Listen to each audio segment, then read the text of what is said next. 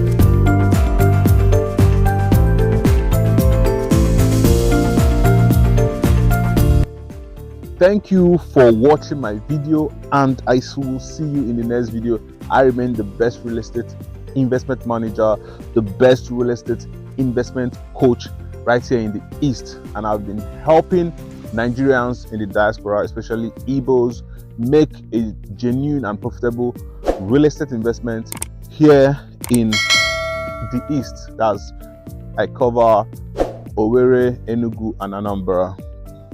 So if you want to reach out to me, you can check the description below and call me or WhatsApp me, okay? See ya.